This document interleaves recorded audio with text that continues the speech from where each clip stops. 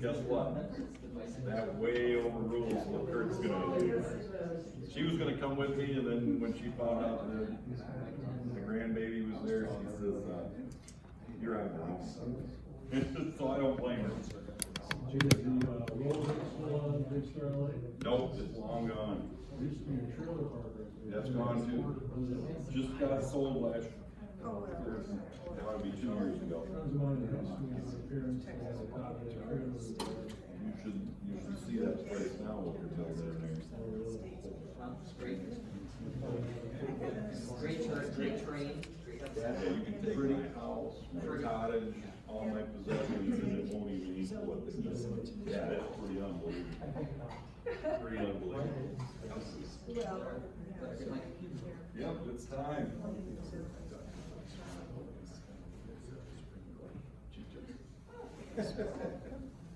I'll give you that.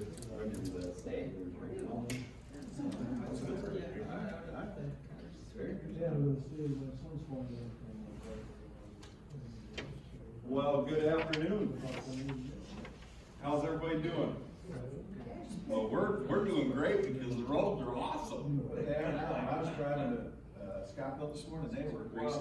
That was they were a little icy, and now Wayne Schmidt has called and said they're talking freezing rain now tonight. So, just so you know. Wayne's fault, that's great. But, you know what, I appreciate everybody taking their time, coming out, having a discussion today, and I think we've been kind of bouncing across through the district today, and we alternate, so I guess I'll take off and lead this time, and you can Give me time take to a sip my second. coffee. That's right, you sip your coffee, but kind of give you a little quick update of what's happening on my end and what's happening in Lansing. Yes, ma'am. I already have a question. Well, what can I help you with? Typically, we are able to visit with each of you independently for an hour every month. Is this going to be the new way that you're going to be communicating with us? Or is this just a one-off? No, we just thought this would be a novel way to do it and get us both in one room. So, will we do this again? Probably. Will this be an every month thing? No. Okay. No, we haven't done it. We just kind of thought it would be a great way to do something a little different. And I will say other representatives and their senators do this too. This is not uncommon.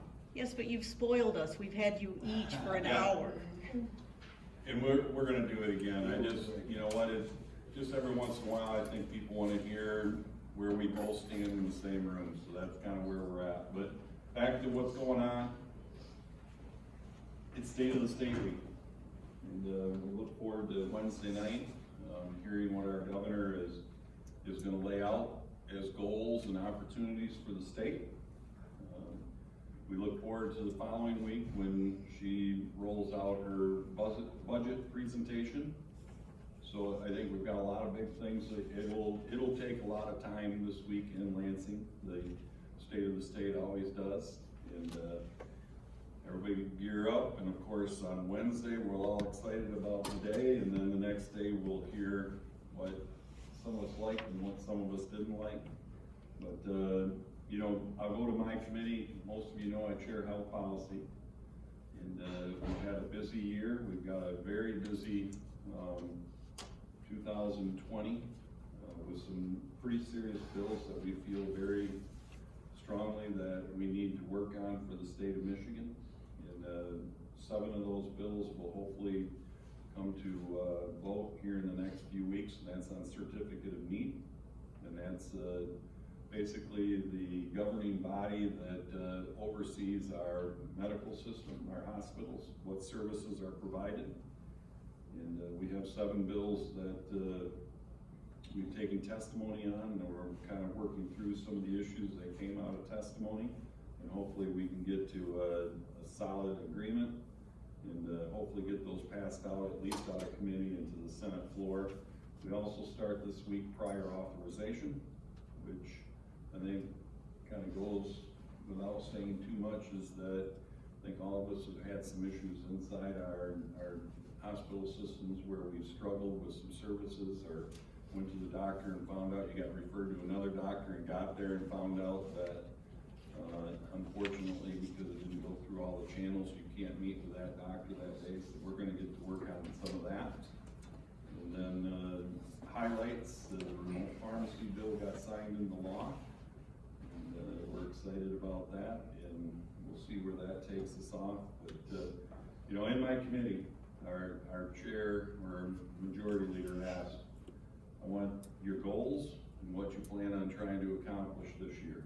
And where do you feel the energies in the health policy are gonna be channeled?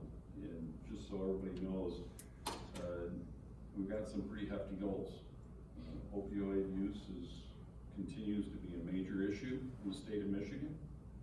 We've done some addressing, but we need to move, I feel, further in structure and do what we can do to help those folks that have those issues.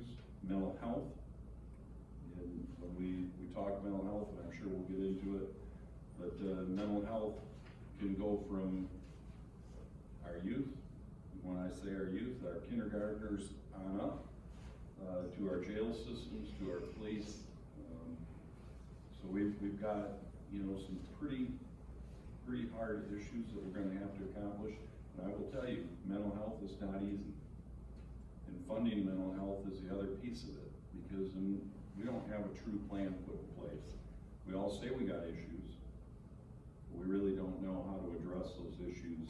We've had task force, we've had suggestions, but we're gonna start out and we're gonna work hard to start chipping away at the stone, as you wanna say. And I will tell you, it's probably gonna take all of my time in Lansing to make, you know, serious moves with mental health. But that's kind of where my committee is. I'll turn it over to Jack, and then we'll just open it up for questions. Sure. It's all you, Jack. Thank you. Again, thanks for coming. One of the things that, as we've been chatting today, I've started with just a quick overview of my first year as a state representative. And one of the things that has really struck me is that, as I said, as a civilian, I follow an issue or I see an issue and I think, well, it's so simple, why don't they just do this? And it'd be taken care of. But then of course there's somebody sitting over here who says, well, no, they need to do this. And what I said is kind of that, from that civilian side of things seem like, well, it should be so much simpler. And maybe it should, but I think what happens is, now being on, you know, having stepped through the looking glass, so to speak, seeing that this all takes time, because pick the issue, if it's got any complexity to it, it takes time, because you have to propose the bill, then anybody who has anything to say about the bill wants to talk about it. You have to run it past stakeholders, and you have to do this and do that, and it just takes time. And I've learned that with my roads situation as chairman of House Transportation Committee. There was some stalling in there, but overall, it just takes time because it's complicated stuff, and everybody's got their thoughts on how it goes. So just realize that it takes time to get good things done. I had one longtime Lansing person say, you know, to really affect change, it takes 8 to 10 years. And early on I thought, what? But now I see it. It's because each step is a process, and so it takes time. On transportation, we are continuing to work on the roads package. Again, it takes time. But we're starting to, you know, we're getting good feedback, and we're slowly moving some of these bills out of House Transportation, and then they'll move on to other committees before they hit the floor. But we're working on those. Some of the things that I've been working on as a whole has been, last week I met with a bipartisan group of state reps, Lakeshore reps, to talk about the high water and the erosion issue, which we can go into more depth if you'd like. But one of the things that we're going to drop this week is I have a bill setting up a statewide task force. And this task force would not necessarily be addressing today's issues, because we're, no pun intended, knee deep into that already. But the way I look at it is, when I first moved to northern Michigan back in the early 80s, we had high water levels and houses were falling into the lakeshore. And then the water went down, and we kind of forgot about it, and here we are again. And my analogy has been the leaky roof. Your roof only leaks when it rains. And all of us have had that something around the house where, oh, yeah, I need to change that light bulb, but you don't use that light that much. You get my drift. So I think what's happened with our lakeshore high water is we're scrambling now because we didn't really learn from the last high water mark and the one before that. And part of that reason, I believe, is that our emergency management in the state of Michigan is not very good. It could be sharper, I guess maybe a better way to say it. So I think this task force can go in and look at ideas. What are we doing right this time? What are we doing wrong? What was a real problem with this situation, so that the next time it happens, we can pull that binder off the shelf, open it up, and say, okay, at least we have an outline or a plan as to how to handle high water. Because flooding in Michigan is like earthquakes to California and hurricanes to Florida and the Gulf Coast. They're gonna happen, we know it does. So, and of course, this time around we have, it's not just Lake Michigan, it's Lake Huron, it's Lake Superior, it's inland lakes.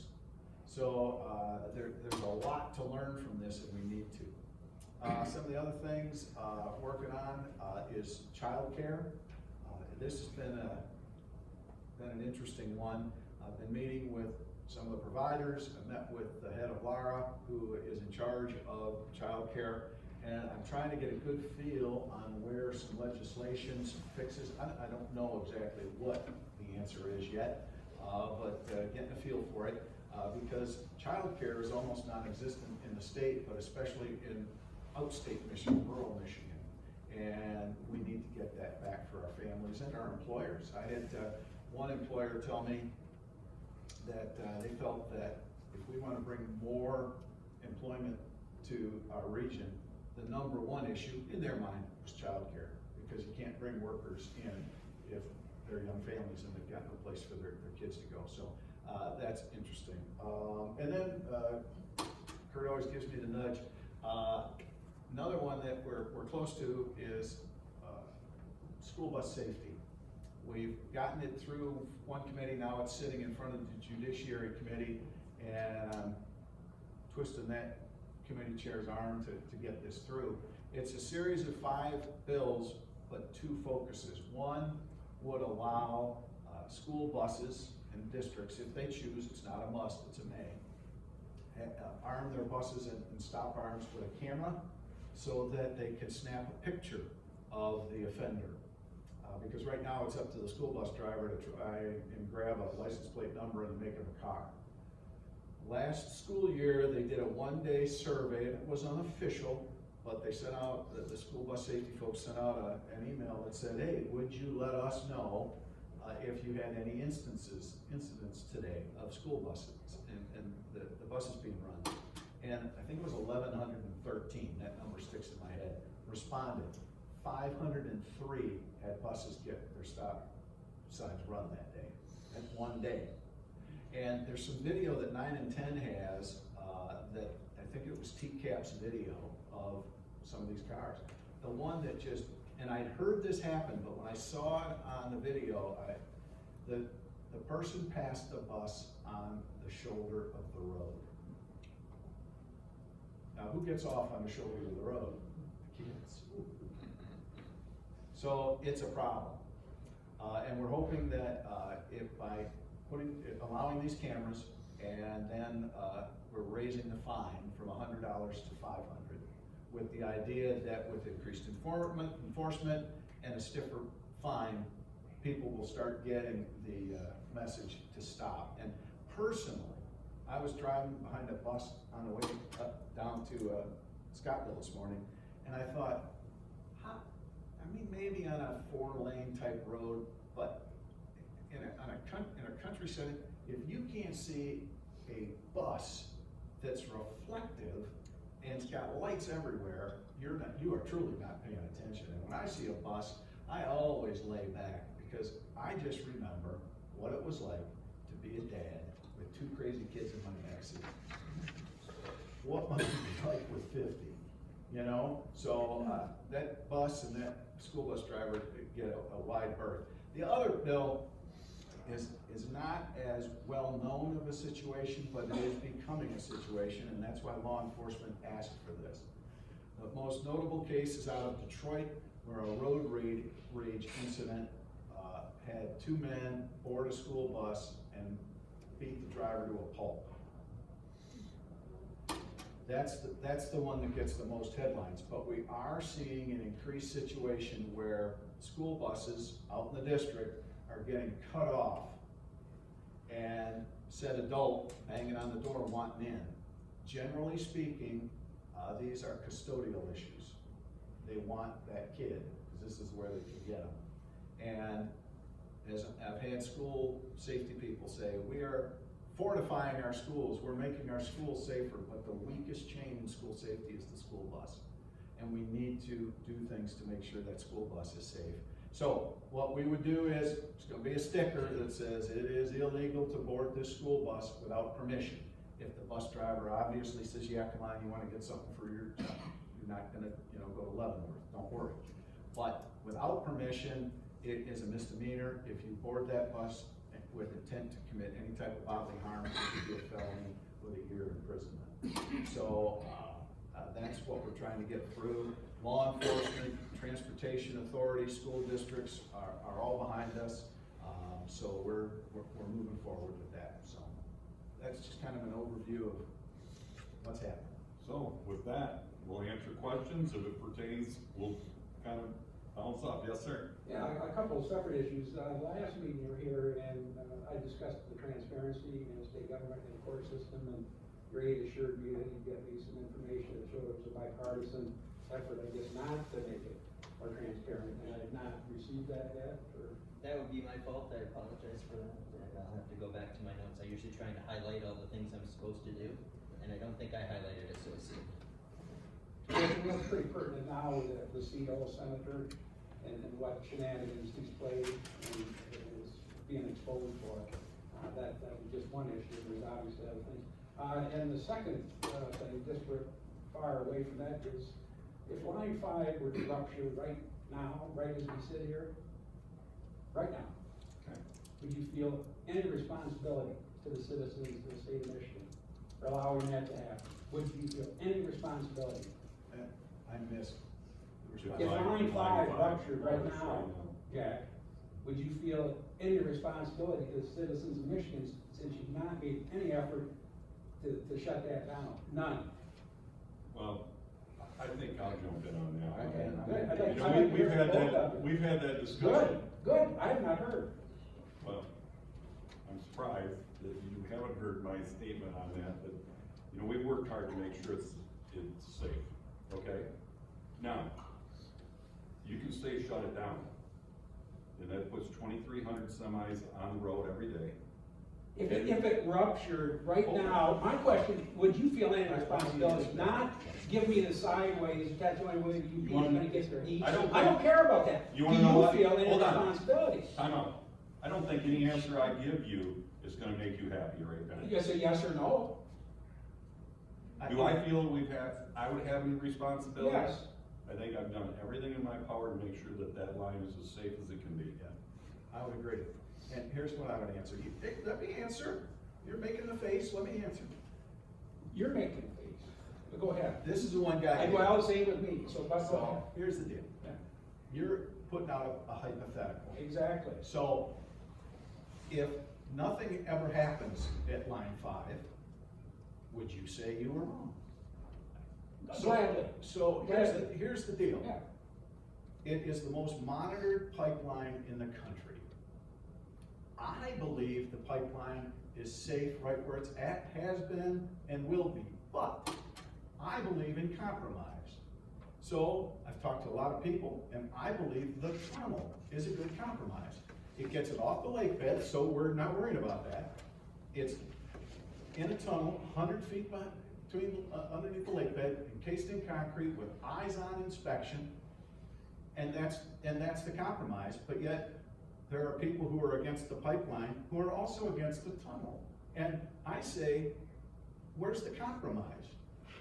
Maybe If it spills today, then I'm not compromise is 100% right, That's maybe it. you're not It's 100% inaction. right, the tunnel is a compromise. I guess my question would be to you, I would feel very disappointed that our Attorney General's held it up for a year. That's, I agree, and I put. Which a year and a calls half to is- those Governor a year and a half Andrews longer. as well. And I posed that same question to them. I've also called Chamber of Commerce's and Tourism, bureaus from Traverse City to the Mackinac Bridge, every one of them, and posed that question to them. Would they feel any responsibility if Line 5 happened? What would be the devastation to their, tourism? And is their stance philosophical or a political stance? None of them. So let responded. me answer this. I went and toured Line 5. And I walked around with it was 5 or 6 men who are engineers who are overseeing this. And I asked this question. We were standing around in front of a pickup truck. And I said, hey, you guys work on this pipeline. How does it make you feel? You work on this pipeline. How does it make you feel when people are disparaging you and the work you do? And I will tell you that they all moved at the same time. They all wanted to respond. And one of the guys even said, I'm an environmental engineer. I went to school to make sure things were safe. And they all said, we all live right here. None of us want the straits to be full of oil. We're working to keep this pipeline safe. So you ask me that question, I'm telling you what the men that work on it are saying is, we are dedicated to keep this line safe. I don't think We live anybody here. disparages the workers. That, I give anybody credit that works doing whatever, and I'm sure they're experts and they've convinced you of that. But if it did spill right now, it's pointless. And it is so crucial, a body of water. It would devastate for generations. Well, And there's nothing else that has that impact in this Let's state get of the Michigan that you guys are ever tunnel- going to let's be. get the have tunnel. unreasonable I'm not asking expectations you, as I'm to asking what's these gonna guys, happen you're not my because representative, you're not my representative, you're All my right, senator. we're losing control here, and you know what, we've discussed it, you know where we stand. Yeah, that's fine, and I appreciate you coming and listening, thank you. And that's all I've got tonight. Yes, sir. Question for Jack, with this, running stop signs for buses, you said you're raising the fine to $500, okay? I would suggest you add three-day, jail time also. Because the $500, people can keep that silent. But if they have to go to jail for 3 days, they have to tell their employer, they're not gonna lose their job, they miss 3 days. But they have to tell the spouse, maybe their kids, or somebody, why they're not there for 3 days, okay? It hurts, so you wanna know the answer? yeah. That question was brought up. The original bill did have jail time. But it was discussed that with increased enforcement, we didn't want, there were people, remember I talked about stakeholders and discussion and how bills work, and you'll go with an idea, but then during the discussion, things happen. The discussion was, let's remove jail time because A, we have just done expungement, so do we wanna really be putting more people in jail? And B, our jails are all, with increased enforcement, which we're hoping to happen, do we want that many more people being thrown in the pokey? So I think the answer to your question is, let's try this. If we don't see a decrease, we can always add a jail time. So it's one step at a time. And so that was part of the discussion to keep this bill moving. Because there were some who didn't want jail time at all. So it was there. Might be back again. What was the suggested time? It was, oh gosh, it's been a while since, it was actually up to 6 months, I think it was, with the idea that, if you're a repeat offender, they could throw you in for a little longer. But that got nixed for now. Terry? We all know about Governor, vetoes that happened, and she had one supplemental that she just recently signed. Are you hearing anything more about a second supplemental? Yes, actually, last week, between the House and the Senate, we got the year end so we could close 2019 out. We're hearing that there'll be another large supplemental. You know, when I say large, I don't exactly know what those are, but fairly large. And I think Jack and I are on the same boat. We're hearing kind of around somewhere the 6th to the 10th of February. Early February is what I heard. That's my guess from what my feeling is. But yes, there is one coming, and we've been working very diligently to have some of those things that I feel are very crucial re-added back in. I can give you another one after the meeting. It may be already on my list, but tell me what it is. Michigan Education for our reading program. That was not on my list, so fill me in on that one. I'm actually meeting tomorrow with the education chair on some of the education funding that got There's a cut. lot of, we've already spoken to a lot of legislators. Yeah. and stuff. Yeah. Yes, sir. Jack, November 18th, we talked about Michigan's environment and plastic pollution, and would you sponsor a bill to ban plastic bags at the retail? You said you wanted to study the issue. I wrote you immediately after that and learned that there's a House Bill 4500. Are you familiar with that? I am. And do you have a status on it? You know, right now, Kurt and I actually talked about this a week ago. I think it was a week ago. It was. To be honest with you, I would not support it at this time. I think that there are other areas that we can be working on our environment, and I also think that there are some real questions as to what it would cost in the long run by way of going from paper back to, or from plastic to paper, and I'm focused on some other things. So at this moment, no. I'll just be straight with you. Yes, ma'am. So Senator Vanderwall, recently, about 35 citizens of this district sent you a letter requesting you to take the lead in proposing measures to address the climate crisis facing our cherry farmers and our vintners. What, if anything, are you and your colleagues discussing or doing to provide legislative relief? Well, as you know, we did a bunch that we worked already with the federal government. And they just, of course, canned it on the tariff. You're talking on the tariff piece of it? No, I'm talking about climate change, and the cherry trees currently planted are not able to survive as our climate here warms. The grapes that are planted here cannot survive an increase in heat and fluctuating weather as the climate changes. And it'll take about 40 years for a vintner to replant and become viable again to address the climate that is now going to happen here. The degree change here has increased 2 degrees and is becoming much more St. Louis-like than it was 10 years ago. It's becoming very important that we address this for our continued agricultural sustainability. Well, I will tell you that we have talked to the cherry growers. I did not talk to the wine growers, and the cherry growers have not said that issue to me. So that, I guess, I'll have to reach back out, because they have not expressed that the climate at all has affected what they've done. They said that a couple winters ago, when we warmed up in April to 70 degrees for 14 days, that caused a major problem.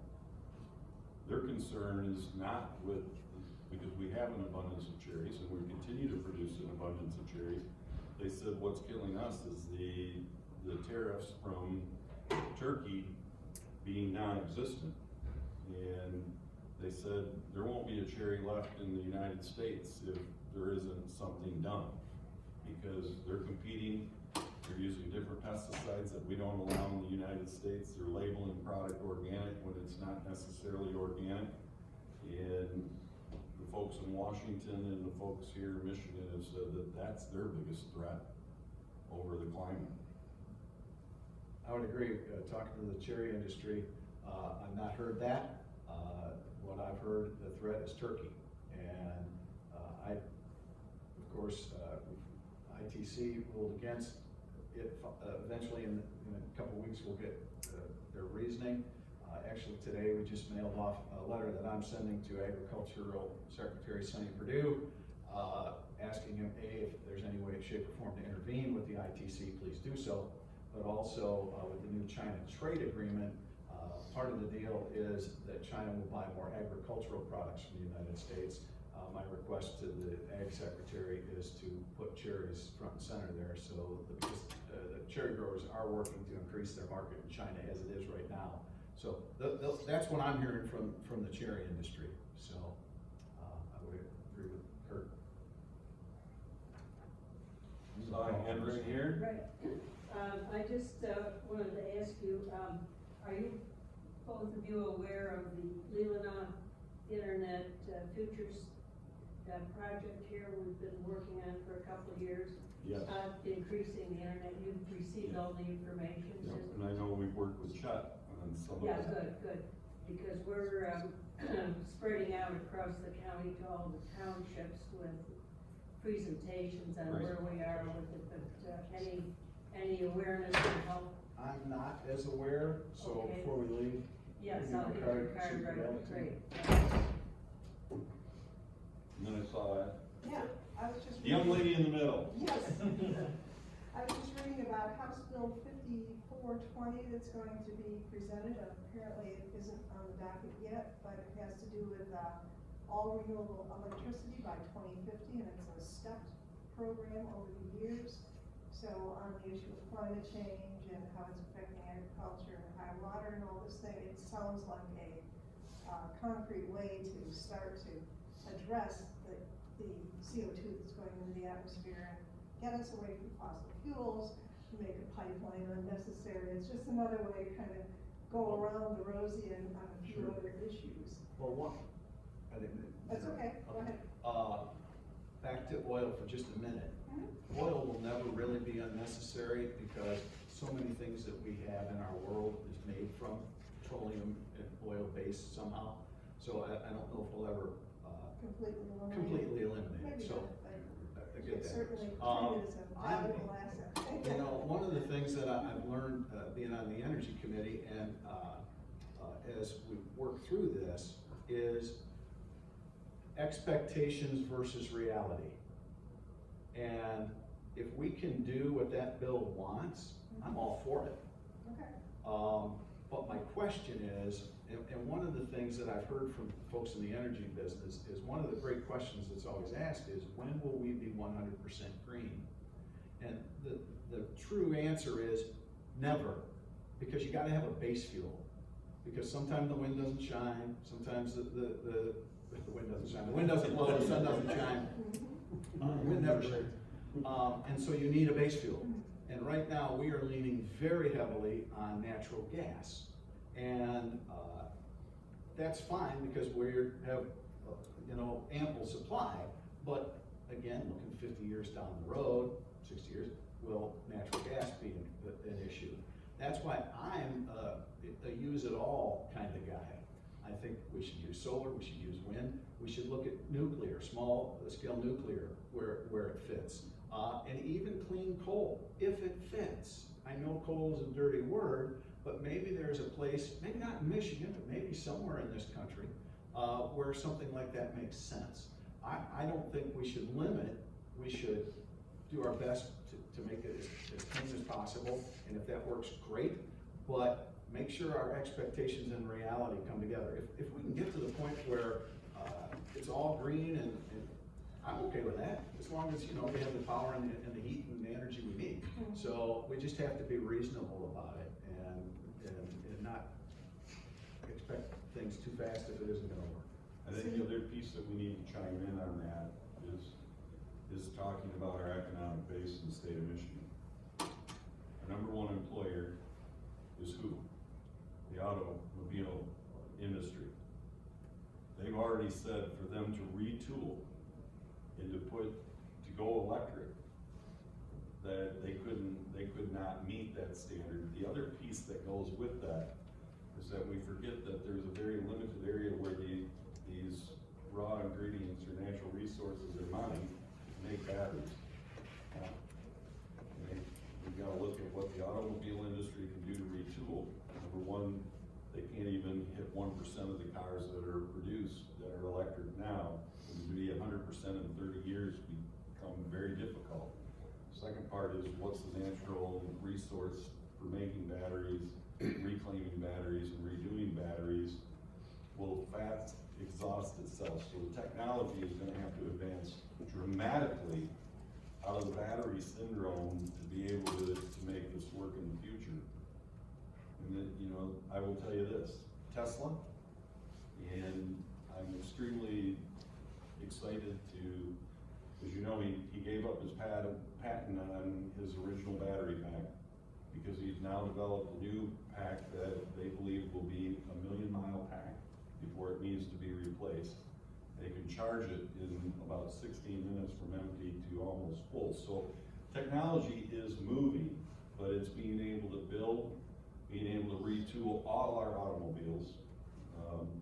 And the other portion of it is we forget, how are we gonna move our product, the infrastructure, the state of Michigan's economic driver? If that disappears, we're not gonna have to worry too much in the state of Michigan, because we won't have any employment if we push, and there's not the technology to make that happen. So I think as we continue to advance, solar continues to move and escalate in a rapid way.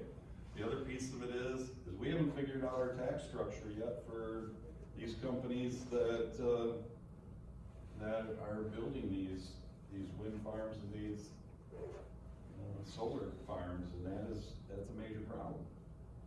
You know, one of the things on that front too, with the electric and hybrid, because that's the other thing, we always talk about electric, and battery powered, but down the road, we don't really know what this is gonna look like. It could be more hybrid than just pure electric. So what's that gonna look like? One of the things that we're talking about the end of February, but probably no later than March, we wanna hold hearings where, for transportation, is where are we headed? Not necessarily we're gonna come up with this, and this idea, but where are we headed by way of vehicle types, and then how do we tax them in what way, shape, or form to pay for our roads? You know, I think everybody agrees that our current gas tax, that excise tax, it's the only thing we've got right now. It's the main thing we've got right now, but it's a drying up source, because as we move to higher efficiency vehicles, maybe electric isn't even the right way to say it, higher efficiency vehicles, we're gonna see that model disappear. So definitely worth talking about and following up on, and as we go here and educate ourselves. You know, the other interesting thing is, and right now, is electricity for these cars. The only people who can sell it are power producing companies. Those are the laws in the state of Michigan. I can't just throw up a charging station and charge you $5. It's illegal. Then the other question is, we have our whole infrastructure, as Kurt said, about our filling stations, our gas stations. Well, do we somehow convert those over to charging stations, and how would that look? So there's lots of questions and lots of answers and lots of theories. So it is something that's being looked at as we move forward. So have you heard Patty Hoppy speaking, the CEO? From consumers? Yeah, from consumers, her enthusiasm for electrify everything, then we'll have all. Well, she sells electricity. Exactly. They're gonna have all the coal-fired electric plants closed by 2040, so, she's preaching efficiency, because why should we, build a huge gas generating plant if we can become efficient and avoid that issue? So, again, balancing with renewables, efficiency, renewables. I think we're hit. Yeah. But back to your question about that bill. I'm okay with it if it works. Okay. But I think that we have to take a real strong look at expectation and reality. Mhm. If they've got a year, I forget what the year is, 2050. 2050. Well, And it's a gradual stepped process. Basically, it's trying to, But does get that- us to go beyond the 15%, requirement in the portfolio. I remember a few years ago, can't remember, it was just following it, there was a big push to get us to be at a certain level by a certain date. And consumers and DTE came out and said, well, guess what? We can go better than that. And I thought, again, why are we necessarily forcing things when they're working that way too? They were outdoing us. So again, with that bill specifically, let's see where we're at, what we're doing, where are we headed, how are they doing it? Maybe it isn't gonna be 2050, maybe it's gonna be 2055 or 2060, but by then it'll all be good. You know, let's make sure it works before we wish and hope. I also think inside that bill, and it doesn't address this, is that means that the state legislative body is going to make your rules. Because windmills are gonna have to be, in solar farms are gonna have to be in many more spots than they are now, where people don't want them. And look at Leelanau County, I don't think there's too many townships that have any zoning for windmills to be placed in Leelanau County, other than the few that we have built now. They've made it very difficult. And I know Mason County, we have 56 of them, and there will be no more in Mason County because of the fight that's been put on by the people, and the zoning got changed in all the other townships, so there will never be any more windmills in Mason County. Manistee County already made that in their townships, that when it was proposed to go into Arcadia and up along the lake shore, they got that put in their zoning. There will be not any more windmills. So what that means is you're saying to the state, you pick and choose where you want our windmills to be, and if they happen to be in my backyard, okay. That's not what the general public has told us so far. And you know, as we've worked through this, I really feel the last wind farm for a long, long time in the state is being built on the east side of the state. And I don't see, under our current zoning and what the general public has said, that they're gonna allow any more. Yes, sir, and then I'll get right through it. Jack, could you please tell us about your other pressing issues that supersede pollution in Michigan?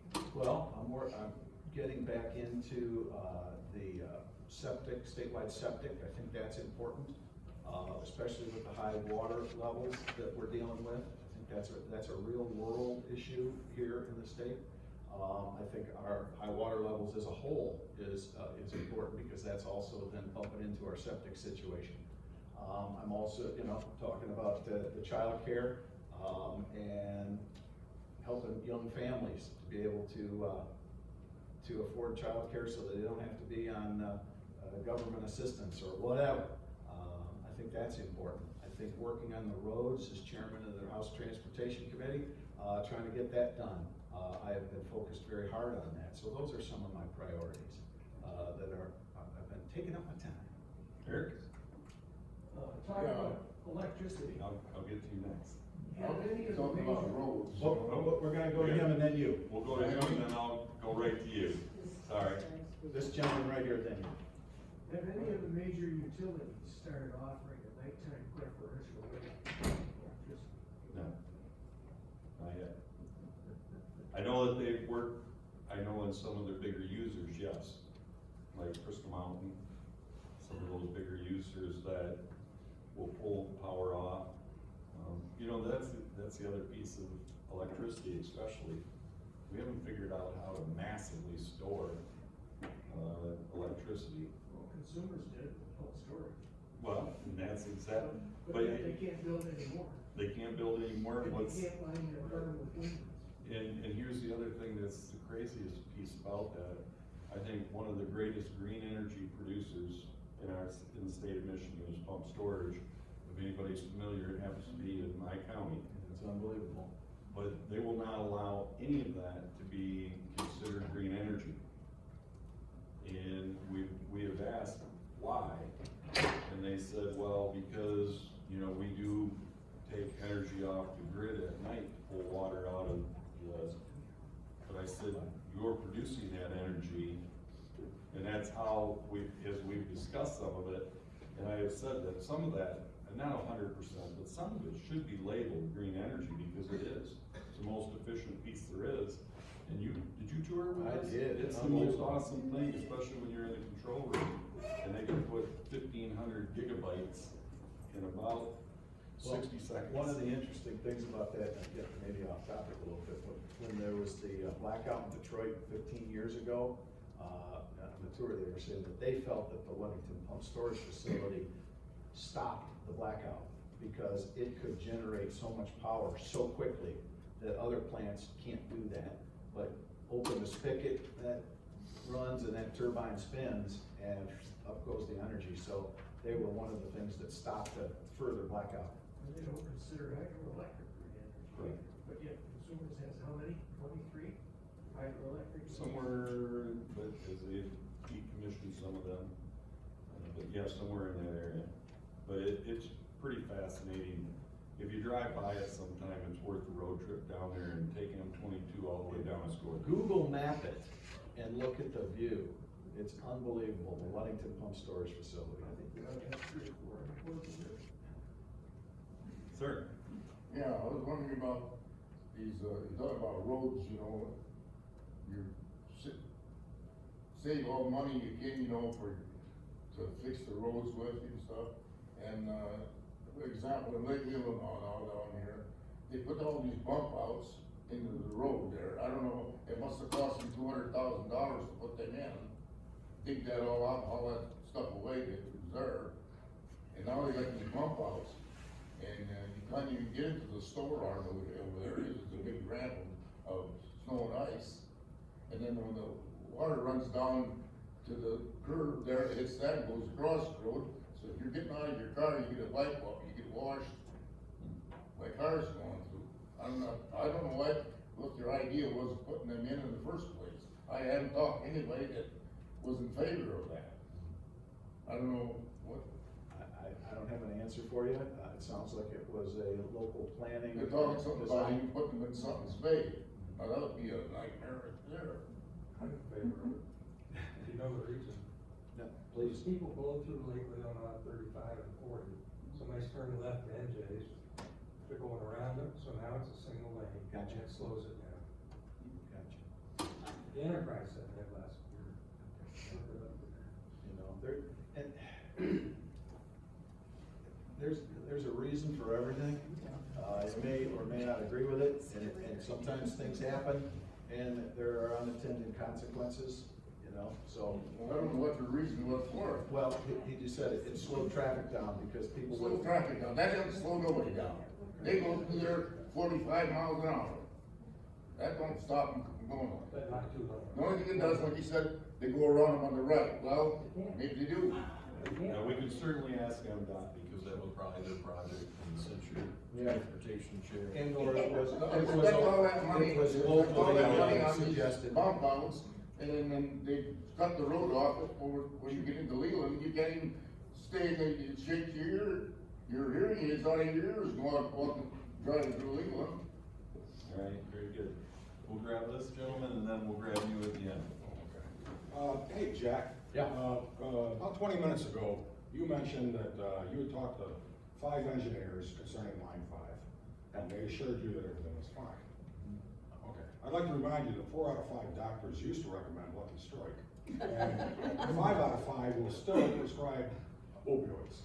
So, have you, or you, Kurt, ever talked to the scientists from Flow, from Oil and Water Don't Mix, Circle of Blue? Have you talked to any of those groups? I have actually. So far. You have? Yes, I have. Oh, okay. I'll check on that. Thank you. You betcha. Yes, sir. I just wonder if there's an update on some of the criminal justice reform legislation that's been kicking Yeah, around. It's in here. I think, Yeah, it's in our, and it happens to be the committee that I'm vice chair on. There's 2 packages, one is the expungement and then the habitual offender. And I do know that the chairman has said that here in the next couple weeks that we're gonna take up the expungement package.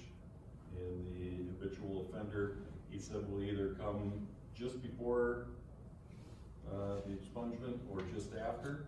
So the best I can tell you is he has said that he will have hearings on it and we'll move from there.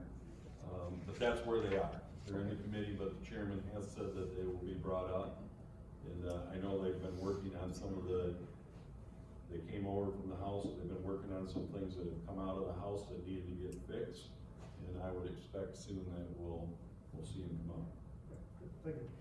And just so you know, I do support, I happen to be one of the sponsors of the habitual offender, but I do support the majority of what that bill package stands for and what we can do. We got some work to do. You know, I'll throw in another angle on the expungement. One of the representatives, Mike Mueller, is a former sheriff's deputy and now state rep, and he had some objections to it, not in its entirety, but that we probably should, his concern is that we are forgetting the victim. And when we expunge said individual, are we truly checking to make sure they've paid any payment, restitution? And it's sketchy if we are. And so I think this is one of those packages that let's get it through. And I told Mike, and I'm with him, let's follow up, because I think there's some truth to that. And I'm all for that expungement for somebody to move on with their life.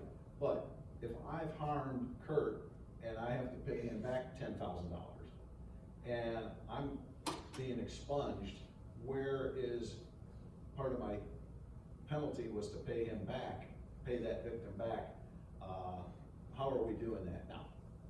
The answer might be, well, I can't get a job because I'm a felon. Okay, that's fine, but we're gonna expunge you, but now you've got X amount of years to pay Kurt back. So there needs to be there for the victim too, and I think that's an important part that we've got to go back and fix. And I will say, I know that's the big part of what we're working on, because that was pretty vague when it came over, and of course, the flags started going off, and everybody's going, whoa, wait a minute. But, you know, the conversation has been, you know what? If a person doesn't have a job, they can't pay it back anyways. They're gonna end up back into the slammer. And so let's work on a program and allow them to work on an X amount of payment. And if they hit a certain salary, they'll pay more back so that this person can get a job. And you know, most people don't understand, most of them could get expunged now, but they just didn't know how to do it, and we've never offered it unless you asked. And that's not right. But yes, there are certain crimes that shouldn't be either, and we gotta allow those judges to be able to make that call. Sure. The governor's talking about, or the government's talking about bonds to support the roads. Does she need legislative support to do it? And would all that bond money go to roads, or would it be used for other things too? Well, a lot of questions there. As I understand it, she has the authority through the State Transportation Commission to bond. I have heard anything from $1 billion to $6 billion when discussed. So what I've said is, well, let's wait and see what she says in her plan, before we get too excited. But I would assume, but I can't guarantee, I would think that if she were to bond, she would say that this money has got to be used for bridges, or this money has to be used for something specific. I'm not a fan of bonding because that money has to get paid back. I see where there are maybe some instances where we would do it, but again, we're still paying road bonds back from both the Engler and Granholm administration. So I think we can do it without the bonding, but she has the authority to do it without the legislature, yes. And I'll just add on to that, because your numbers are exactly right. She can bond up to $1 billion a year, and she can do it throughout the rest of her term, which is 6 years. So if she was reelected.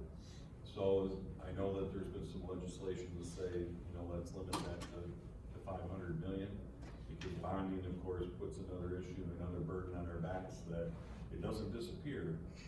It's gonna come back, and we've gotta pay for that, and we're gonna saddle our young people with a big bill.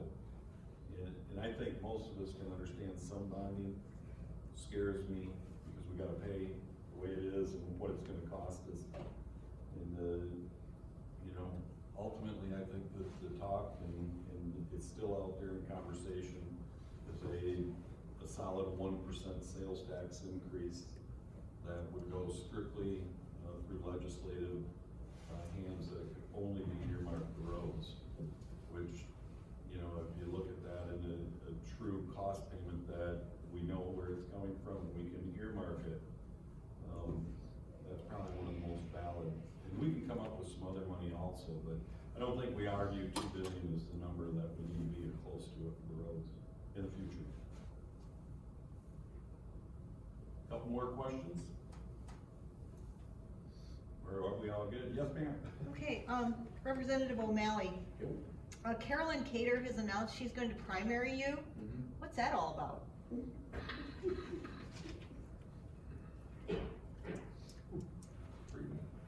As I have said, she has the God-given right to run. You'll have to ask her.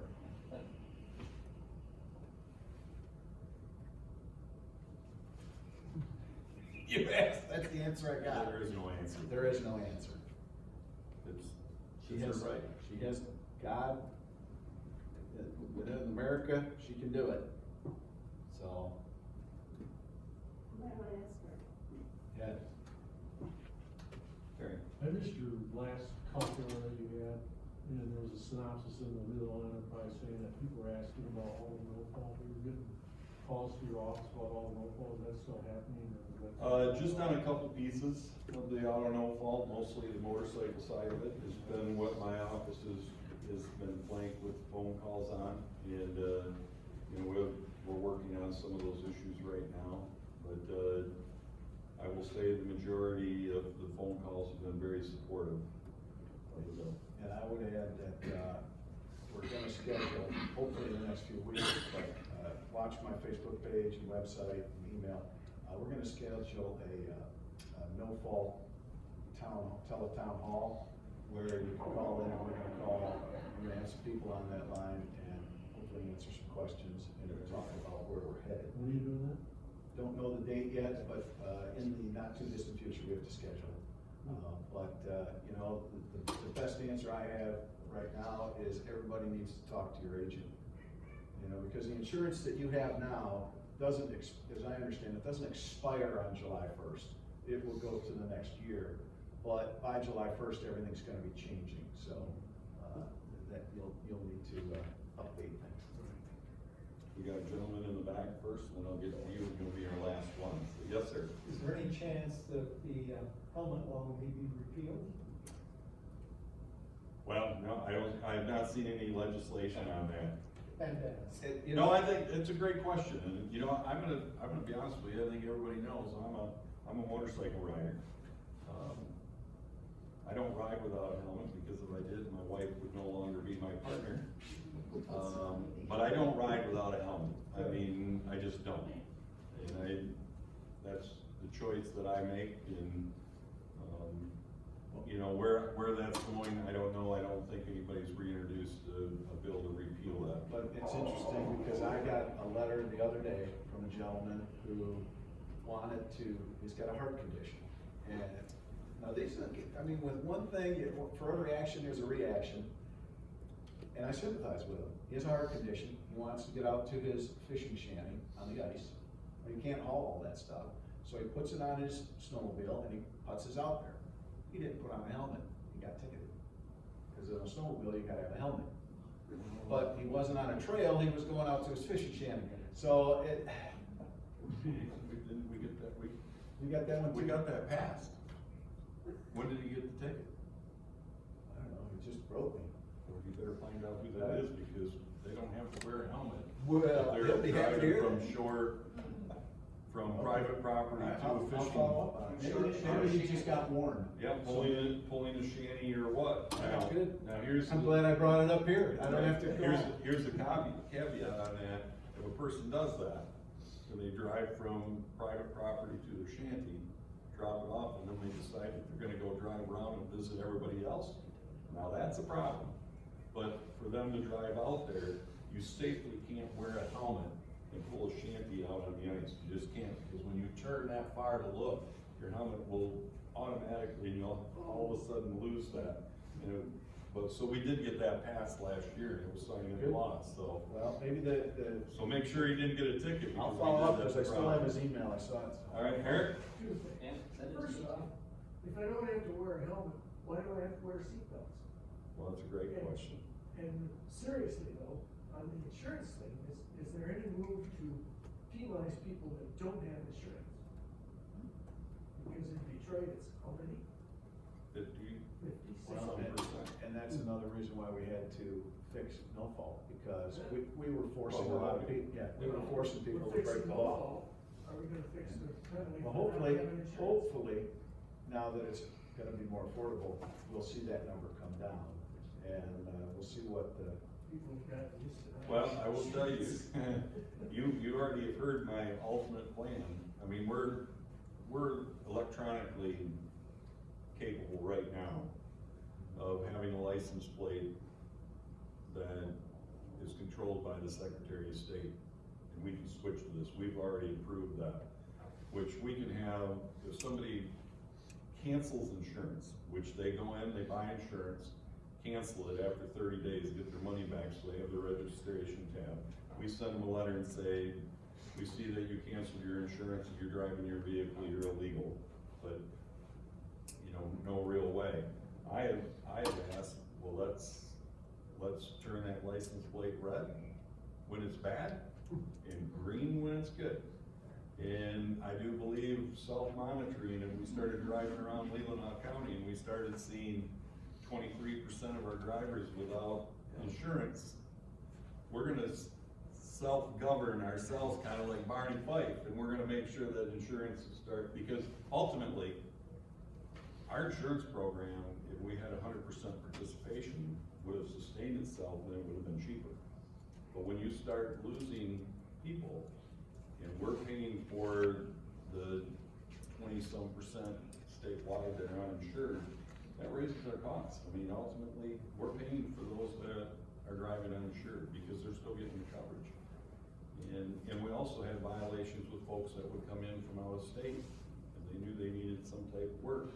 And I'm purposely getting in an accident and claim no fault here in our state and they would be covered. I mean, these are all the things that unfortunately bad actors cost us a program that if we would have been able to figure it out earlier, we may not be in the boat we're in today. Well, hey, everybody, thank you. Is there one last question that needs to be asked? Otherwise, I've got to go into another meeting. We both do. Thank you all for being here. thank you.